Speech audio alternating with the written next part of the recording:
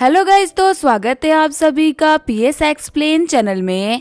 गितेश रेगिट and Aditya Jaiswal, thank you for joining channel membership of लिनियन level and art FF, thank you for 40 rupees super chat. तो चलिए start करते हैं। Last episode में हमने देखा था टोनी को पर्चियां मिलने की वजह से ईहान उसके ऊपर नजर रखने लगती है। वहीं ये सब होते हुए देख के सीईओ पार्क जुनजे को काफी ज्यादा गुस्सा आ रहा होता है। पार्क जुनजे बोल रहा होता है पार्टी में आई हुई सही लड़कियों का ध्यान इस कमीने टोनी स्टार्क के ऊपर है, लेकिन लगता है कि ये ट्विन सिस्टर को पाने के चक्कर में ईहान और वुशुआंग को खो देगा। अगर इस बेवकूफ की जगह मैं होता ना तो मैं कभी भी ऐसा नहीं करता। और अब जबकि टोनी स्टार्क ने गलती कर दी है तो मेरे पास में काफी कमाल का मौका है साइन करने का। जल्दी ही यहाँ पे एक और इवेंट स्टार्ट होगा जिसमें मेरे को साइन करने का मौका मिलेगा। तभी होस्ट बोलता है आज हम यहाँ पे एक सरप्राइज कोरियोग्राफी इवेंट करवाने वाले हैं। जैसा कि आप लोगों ने देखा कि ओल्ड मास्टर किन को पेंटिंग और कोरियोग्राफी का कितना शौक है, तो हम लोगों ने सोचा कि अगर उनके बर्थडे के दिन कोरियोग्राफी कंपटीशन हो जाए तो ये बहुत अच्छा रहेगा। जिन भी लोगों को पार्टिसिपेट करना है वो तैयार हो जाइए। ओल्ड वही बोल रहे होते ओल्ड मास्टर किन, मेरा तो मानना है ना कि आपको भी कोरियोग्राफी करनी चाहिए। मेरे को याद है कि आप हमेशा ना काफी कमाल की कोरियोग्राफी करते आए हो। अगर आप सभी के सामने कोरियोग्राफी करोगे ना तो इन बच्चों को पता चलेगा कि आप कितने कमाल के हो। ओल्ड मास्टर किन बोल रहे होते हैं ओल्ड वेई, आपने मेरी तारीफ तो कर दी लेकिन अपने बारे में बताया नहीं कि आप कौन हो। अगर यहाँ पे मुझसे बेहतर कोई कोरियोग्राफी कर सकता है तो वो डेफिनेटली आप ही हो। आपकी कोरियोग्राफी पूरे वर्ल्ड वाइड फेमस है। सभी को पता है कि आपने अपनी कोरियोग्राफी का यूज करते हुए बीजिंग की टॉप 8 फैमिली में अपनी जगह बनाई है। ओल्ड वे बोल रहे होते हैं सच में आज तुम लोगों ने ना बहुत ही कमाल का इवेंट ऑर्गेनाइज कराया। देखते हैं कि अभी भी इस हॉल में ना कितने ऐसे बच्चे जिनको आर्ट और लिटरेचर में इंटरेस्ट है। आज ओल्ड को यंग बच्चों से हमारा कल्चर जुड़ेगा। पार्क जुनजे सोच रहा होता है फाइनली स्टार्ट हो गया। उस होस्ट को खरीदने के लिए ना मैंने बहुत ही मोटी रकम दी थी। मेरे 1.1 बिलियन तो खराब हो गए, लेकिन लगता है ना कि मेरा 50 मिलियन में खरीदा हुआ होस्ट मेरे काम आएगा। इन चाइनीज लोगों को नहीं पता कि ये कोरियोग्राफी सिर्फ और सिर्फ शौक के लिए करते हैं। डेफिनेटली इन लोगों के पास में हमसे काफी बेहतर आर्टिस्ट है, लेकिन अगर कोरियोग्राफी की बात करी जाए तो इसमें लोग काफी पीछे रह जाते हैं, क्योंकि कोरियोग्राफी हमारा कोरियन ट्रेडिशनल आर्ट है। बचपन से लेके आज तक मैं इसको सीखते हुए आया हूँ। ऐसा हो ही नहीं सकता ना कि यहाँ पे कोई मेरे को कोरियोग्राफी में हरा दे, अब वो भले ही बता टोनी स्टार्क की क्यों ना हो। अभी जुनजे अपनी कोरियोग्राफी को स्टार्ट करने ही वाला होता है तभी ओल्ड मास्टर वे भी हो जाते हैं। वहाँ पे सभी लोग शॉक्ड होते हुए बोल रहे होते हैं कि ये क्या हो गया। हमारे ओल्ड मास्टर वे ने वेटर से बोला कि जूस पिला दो मौसम्बी का, और वो ये बोलने के बाद ही बेहोश हो गए। अब वेटर सोच रहा है कि मौसम्बी के जूस का करना क्या है। वहीं ओल्ड मास्टर किन बोल रहे होते हैं मौसम्बी का छोड़ो, इनको उठाने का सोचो। मेरे को लग रहा है ना कि इनको हार्ट अटैक आया है। वही कुछ लोग बोल रहे होते ओल्ड वे की ना काफी उम्र हो गई थी, तो एक हार्ट अटैक आना तो नॉर्मल सी बात है। जितनी इनकी एज और जितना दूर यहाँ से हॉस्पिटल है, पक्का से इनका बचना इम्पॉसिबल है। तभी वहाँ पे ओल्ड वे की ग्रैंडडॉटर आती है जो काफी ज्यादा घबराई होती है। वो बोल रही होती है प्लीज मेरे ग्रैंडपा के बारे में ना ऐसी बातें मत करियो, पक्का से ठीक हो जाएंगे। हम देखते हैं ये होती है वेई फैमिली की हाईरेस्ट वेई जीलिंग। जुनजे सोच रहा होता है क्या जो सारी की सारी बड़ी फैमिली की लड़कियां होती है वो टॉप ब्यूटीज होती है क्या। पहले मैंने ई फैमिली और किन फैमिली की यंग मिस को देखा जो कि दोनों की दोनों कमाल की है, और अब जो कि ये वेई फैमिली की यंग मिस है ना ये भी काफी ज्यादा कमाल की दिखती है। बड़ी बात तो ये है ना कि अभी तक ये बड़ी भी नहीं हुई, अभी तो ये बहुत ही छोटी है, और ये छोटे होने के बावजूद भी इतनी कमाल की दिख रही है, तो बड़े होने के बाद तो ये ईहान और वुशुआंग को भी पार कर देगी। और देख के लग रहा है ना कि अभी इसके ऊपर टोनी का कोई भी इन्फ्लुएंस नहीं है। लगता है कि मुझे यहाँ पे अपना पहला इजी टारगेट मिल चुका है। अगर इसका ग्रैंडपा मर गया तो ये मेरे लिए बहुत ही कमाल की अपॉर्चुनिटी होगी। मैं जाके इसको अपना कंधा दूंगा और ये मेरे कंधे के ऊपर रोएगी। उसके बाद में हमारी लव स्टोरी स्टार्ट हो जाएगी। बस यहाँ पे इन साइजों के बीच में ना वो कमीना टोनी स्टार्क ना आ जाए। अभी जुनजे कुछ सोच ही रहा होता है तभी कोई बोलता है साइड हटो। अगर तुम लोगों ने हटने में देख गई ना तो ये ग्रैंडपा कभी भी नहीं उठ पाएंगे। जुनजे सोच रहा होता है कि मैं जिस चीज से डर रहा था वही हो गया क्या।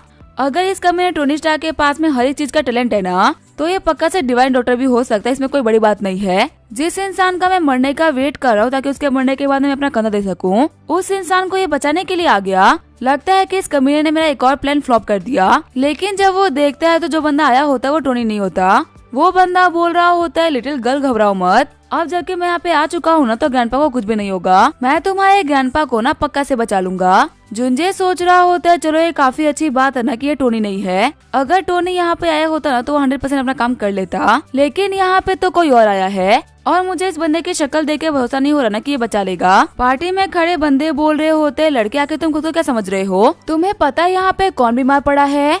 तुम क्या अगर तुम्हारे 10 पुश्ते भी यहाँ पे आ जाए ना तभी वो इतने क्वालिफाइड नहीं होंगे कि इनको ट्रीट कर सके। और मान लो अगर तुम्हारे ट्रीटमेंट की वजह से ओल्ड वे को कुछ हो गया तो क्या उसकी जिम्मेदारी तुम लोगे।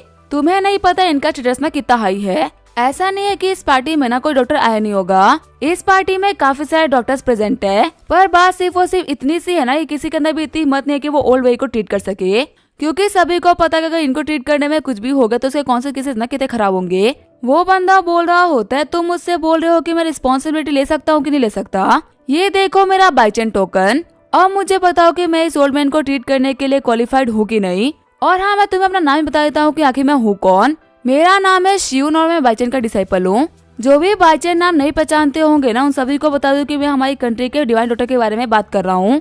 तो अगर तुम लोग को अभी भी लग रहा है ना कि मैं क्वालिफाइड नहीं हूँ तो मैं चला जाता हूँ। भीड़ में खड़े सारे बंदे बोल रहे होते हैं, क्या द बाइचेन टोकन? ये टोकन हासिल करना बहुत ही बड़ी बात है। डिवाइन डॉक्टर बहुत ही कम लोगों को ये टोकन देते हैं, और अगर इस बच्चे के पास में ये टोकन है ना तो ये पक्का से उन्हीं का डिसाइपल होगा, ये झूठ नहीं बोल रहा। डिवाइन डॉक्टर ने आज से 60 साल पहले लोगों को ठीक करना स्टार्ट किया था, और उनका रिकॉर्ड है कि अगर आप उनके पास में पहुंच गए ना तो आप ठीक हो जाओगे। अगर ये उनका डिसाइपल है इसका मतलब ये क्वालिफाइड है। 10 मिनट बाद में हम देखते हैं शियून को, जो कि ओल्ड वेई को ट्रीट कर रहा होता है। शियून बोल रहा होता है, आप लोग बिल्कुल भी टेंशन मत लो, मैंने इनको ट्रीट कर दिया है, बस अब 5 मिनट के अंदर ही ना ये भी उठ जाएंगे। तभी आंखें खोलते हुए ओल्ड वेई बोल रहे होते हैं कि यहाँ पे क्या हो रहा है, मेरे को सर में बहुत ही पेन फील हो रहा है। भीड़ में खड़े सारे बंदे बोल रहे होते, ये तो कमाल हो गया। आज तक हम लोगों ने सुना था कि सिर्फ और सिर्फ डिवाइन डॉक्टर इतने कैपेबल है कि वो मरे हुए इंसानों को जिंदा कर सकते हैं, लेकिन ये काम उनके डिसाइपल भी कर सकते हैं। किसी के अंदर भी इतनी हिम्मत नहीं थी कि वो ओल्ड वेई को ट्रीट कर सके, यहाँ तक ऐसा लगा था कि ये मरने वाले हैं। लेकिन ऐसे में डिवाइन डॉक्टर के डिसाइपल ने आके उनको बचा लिया। वही झुकते हुए जिलिंग बोल रही होती है, बिग ब्रदर मेरे ग्रैंडपा को बचाने के लिए आपका बहुत बहुत शुक्रिया। एक वक्त मैं काफी डर गई थी कि मैंने अपने ग्रैंडपा को खो दिया है, लेकिन आपने उनको बचा के हमारी वेई फैमिली के ऊपर बहुत ही बड़ा एहसान किया है। वैसे क्या मैं जान सकती हूँ कि बिग ब्रदर का नाम क्या है? शियून बोल रहा होता है, वे सभी लोग ना मेरे को शियून नाम से जानते हैं, तुम मेरे को बता शियून भी बोल सकती हो। शियून से हाथ मिलाते हुए ओल्ड वेई बोल रहे होते हैं, मिस्टर शियून आप तो बहुत ही कमाल के हो। आपको पता है जब मेरे को हार्ट अटैक आया था तो मेरे को लगा कि मेरा इस दुनिया में काम खत्म हो चुका है, और मेरी बुढ़ी हड्डियों ने जवाब भी दे दिया था, लेकिन आपने तो मेरे को मौत के गेट से वापस खींच लिया। बहुत ही कम ऐसे यंग लोग होते हैं जो कि मेरे को इम्प्रेस कर पाते हैं, और अगर मैं सच कहूँ तो आपने मेरे को सिर्फ और सिर्फ इम्प्रेस ही नहीं किया बल्कि मेरा दिल भी जीत लिया है। अगर आपको जिंदगी में कभी भी किसी भी चीज की जरूरत हो तो एक बार इस ओल्ड वेई को याद करना, मैं वादा करता हूँ कि आपका काम पूरा हो जाएगा। और अगर मैं ना भी हूँ तो हमारी कैपिटल में जो वेई फैमिली है ना, उनके पास आप कभी भी जा सकते हो, किसी भी मैटर को लेके वो आपको फुली सपोर्ट करेंगे। हमारी जो वेई फैमिली है वो यंग टैलेंट की काफी ज्यादा कदर करती है, और स्पेशली डिवाइन डॉक्टर के डिसाइपल की तो कुछ ज्यादा ही। चलिए आप हमारे साथ में बैठ कर डिनर करिए, आपको यहाँ पे नॉर्मल लोगों के साथ में बैठने की कोई भी जरूरत नहीं है।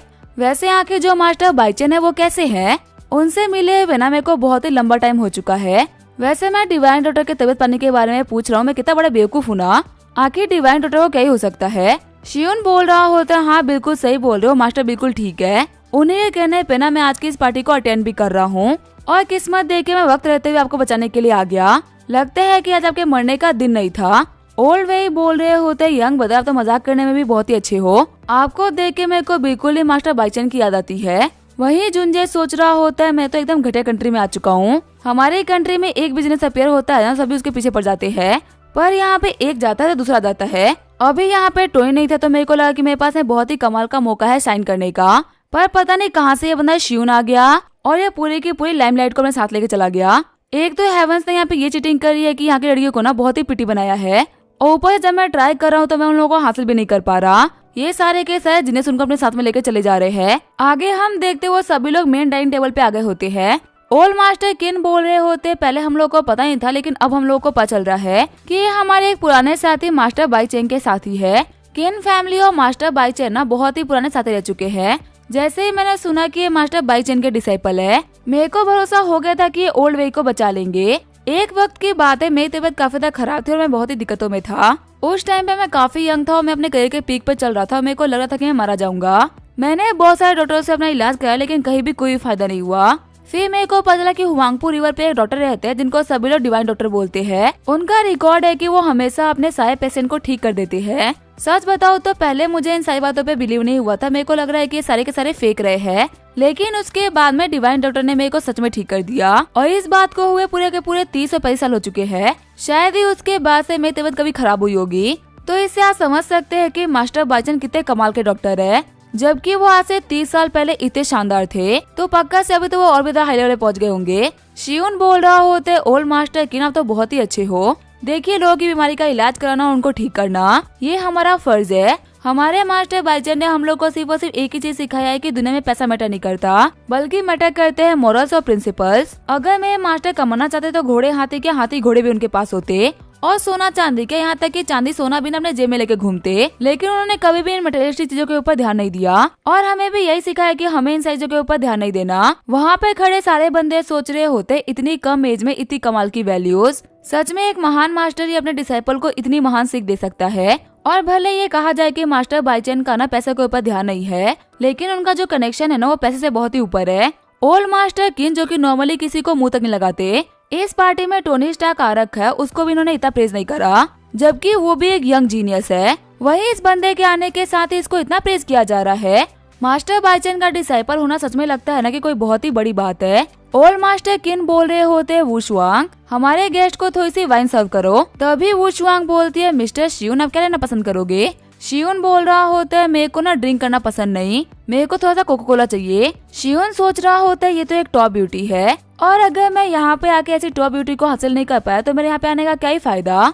तभी शियोन वुशवांग की बॉडी के अंदर एक नीडल आ देता है, और इस चीज को होते हुए हमारे टोनी ने देख लिया होता है। टोनी सोच रहा होता है, मेरे को लगा ही था कि दाल में ना कुछ तो काला है, लेकिन अब तो पता चल रहा है कि पूरी की दाल ही काली है। पहले लोगों को नुकसान पहुंचाना, यहाँ तक कि उन लोगों की मरने ऐसी हालत कर देना, उसके बाद में भगवान बन के उनकी जान बचा लेना, और फिर सभी के सामने डिवाइन डॉक्टर बन जाना। जब बीमारी ही तुमने दी है तो इलाज के बारे में तुमसे बेहतर किसको पता हो सकता है। लेकिन ये बेचारे आम लोग नहीं देख पा रहे कि बीमारी देने वाले भी ना यही डिवाइन डॉक्टर्स है। जब ओल्ड वे को हार्ट अटैक आया था ना, तभी मेरे को शक हो गया था कि कुछ ना कुछ तो अजीब है, क्योंकि मैंने भी पहले ओल्ड वे से हाथ मिलाया था, तब इनकी बॉडी के अंदर तो सब कुछ ठीक था। लेकिन शियोन के आने से 2 सेकंड पहले उनको हार्ट अटैक आया, क्योंकि जैसा निडल वुशवांग की बॉडी के अंदर है वैसा ही निडल शियोन ने ना उनकी बॉडी के अंदर भी डाला था। अगर इतनी कम एज में डिसाइपल इतना बड़ा कमीना है, तो अपने 60 साल के करियर में ना इसके मास्टर ने भी कम लोगों को बेवकूफ नहीं बनाया होगा, क्योंकि इसके चाले इतने शार्प है ना कि ये खुद से काम नहीं कर सकता। इसको डॉक्टरी के साथ में लोगों को बीमार करना बिना इस तरीके से सिखाया गया है, और ये काम सिर्फ और सिर्फ एक कमीना मास्टर ही कर सकता है। शियोन बोल रहा होता है, मिस किन अगर आपको कभी भी लगे ना कि आपकी तबीयत खराब है तो आप आके मेरे को बता सकती हो। वुशवांग बोल रही होती है, आखिर आप मेरे बारे में इतना बुरा क्यों बोल रहे हो, जब मैं परफेक्टली फाइन हूं तो मेरी तबीयत खराब क्यों होगी। क्या आपको किसी ने सिखाया नहीं कभी भी किसी के बारे में बुरा नहीं बोलना चाहिए। ओल्ड मास्टर किन बोल रहे होते हैं, वुशवांग जिद मत करो। देखो, अगर ये बात किसी नॉर्मल इंसान ने कही होती ना तो ये बैड मैनर्स होते, लेकिन अगर मिस्टर शियोन ये बात बोल रहे हैं ना तो पक्का से इसके पीछे कोई बहुत ही बड़ा रीजन होगा। एक काम करो, तुम फटाफट से इनको वीचैट पे ऐड करो, ताकि अगर तुम्हें कभी भी बीमार फील हो ना तो तुम इनको कांटेक्ट कर सको। वुशवांग बोल रही होती है, ग्रैंडपा आखिर मैं किसी भी अनजान से इंसान को अपना वीचैट क्यों दूंगी, और कब से मैं देख रही हूँ कि इस बंदे के आने के 7 महीना सभी लोगों ने इसको अपने सर पे चढ़ा रखा है। आपने मुझे यहाँ तक बोल देना कि मैं इसको वाइन सर्व करूँ, आखिर ये है कौन। ऐसे लोगों को तो मैं मुंह ना लगाऊं, आप मुझे इसको वाइन सर्व करने के लिए बोल रहे हो। मैंने आपकी रिस्पेक्ट रखते हुए फिर भी इसको वाइन सर्व कर दी, लेकिन मैं इसको मुंह नहीं लगाऊंगी। अगर वीचेट पे ही ऐड करना है ना तो आप इसको ऐड कर लो, मैं अपना वीचेट आईडी किसी को भी नहीं देती। और हाँ, मैं यहाँ से जा रही हूँ, आप लोग इस पार्टी को आगे एंजॉय करो। ओल्ड मास्टर किन बोल रहे होते, इस बच्चे की बातों का ना बुरा मत मानिएगा, इसके पेरेंट्स ने इसको बहुत ही नाजों से पाला है, इसी वजह से काफी चिढ़ गई। लेकिन हाँ, ऐसे कुछ भी बोलने का ना बुरा मतलब नहीं था, ये बहुत ही मासूम है। शियोन बोल रहा होता है, वैसे अगर मैं सच कहूँ ना तो जो भी मेरे को नहीं जानते उनको मेरी बातें सुन के यही लगेगा कि आखिर मैं क्या बात कर रहा हूँ। मिस वुशवांग का जो रिएक्शन था ना वो बिल्कुल ही जेन्युइन था, इसी वजह से मैं उनको बिल्कुल ही ब्लेम नहीं करने वाला, मैं कोई बेवकूफ थोड़ी ना हूँ। शर्माते हुए जिलेन बोल रही होती है, ब्रदर शियोन क्या आप मेरे को वीचेट पे ऐड करोगे। भले ही सिस्टर वुशवांग को आपके ऊपर भरोसा ना हो, लेकिन मुझे आपके ऊपर ना पूरा भरोसा है। इस पार्टी के अंदर काफी सारे डॉक्टर्स है, लेकिन किसी के अंदर भी इतनी हिम्मत नहीं हुई कि वो ग्रैंडपा को चेक करने के लिए आगे बढ़े। पर आप सिर्फ और सिर्फ आगे ही नहीं बढ़े, बल्कि आपने मेरे ग्रैंडपा को बचाया भी, तो मुझे आपको रिपे तो करना ही होगा ना। शियोन उसके सर पे हाथ रखते हुए बोल रहा होता है, तुम एक अच्छी बच्ची हो, यंग सिस्टर जिलिंग तुम लाइफ में ना बहुत अच्छा करोगी। वैसे ओल्ड मास्टर किन, इस बार मैं शंघाई ना किसी बहुत ही इम्पोर्टेंट काम से आया हूँ। मेरे मास्टर ने बताया था कि आपके पास में 1000 ईयर ओल्ड जिनसेंग है, तो क्या मैं जान सकता हूँ कि वो कहाँ पे है।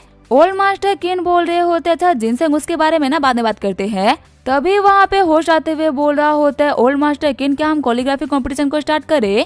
वो बीच में ही रुक गया था। ओल्ड मास्टर किन बोल रहे होते हैं, हाँ उसको स्टार्ट करते हैं। वैसे भी यहाँ का माहौल चेंज कराना बहुत ही इम्पोर्टेंट हो गया है, सभी लोग पार्टी अटेंड करने के लिए आए हैं तो उन सभी को एंजॉय तो करना ही चाहिए ना। वहीं दूसरी तरफ हमारा जो टोनी होता है वो वुशुआंग को साइड में लेके आ गया होता है। वुशुआंग बोल रही होती है, टोनी आखिर तुम मुझे पार्टी से यहाँ पे लेके क्यों आ गए? टोनी बोल रहा होता है, मैं तुम्हें भी जवाब नहीं दूंगा, तुम मेरे साथ में ऊपर वाले कमरे में चलो।